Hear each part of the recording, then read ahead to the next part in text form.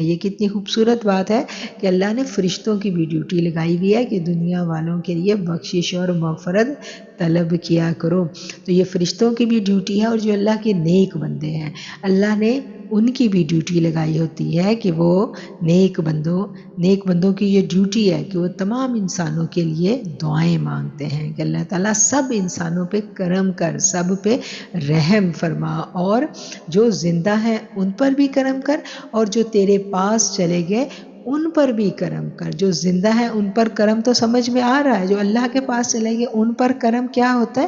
ان پر بھی ہماری دعائیں اثر انداز ہوتی ہیں. کیسے کہ قیامت تک جو انسان کا نامہ اعمال ہے وہ بند نہیں ہونا، نامہ اعمال کھلے رہنے ہیں. ہاں، اس انسان کی جو عمل کی قوت ہے وہ سلب کر لی جاتی ہے، لیکن صدقہ جاریہ کے اس کے کام جو ہیں وہ اس کے نامہ اعمال میں لکھے جاتے رہتے ہیں. اور صدقہ جاریہ میں جہاں نیک اولاد ہے، صدقہ جاریہ میں جہاں اللہ کی راہ میں لگایا ہوا مال و دولت ہے، اور وہاں صدقہ جاریہ میں دی ہوئی اچھی تعلیمات ہیں. جو ہم اللہ کی نوکری کرتے ہیں نا، جو ہم تعلیمات کا کام کرتے ہیں، خود دین کو سیکھتے ہیں اور جتنا سیکھا اس کو آگے پہنچانے کی کوشش کرتے ہیں. اب جو آپ تک یہ لیکچر ڈیلیور ہو رہا ہے، یہ لیکچر کہیں نہ کہیں سے مجھے بھی سکھایا گیا نا.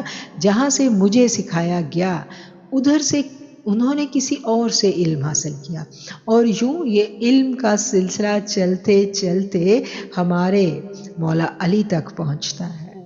علی کرم اللہ وجہہ، جن کو کیا کہا گیا، اللہ کے نبی نے کیا کہا تھا کہ علی جو ہیں وہ باب العلم ہیں، اور تمام جو علم کے سوتے ہیں وہ جاتے جاتے مولا علی تک پہنچ جاتے ہیں.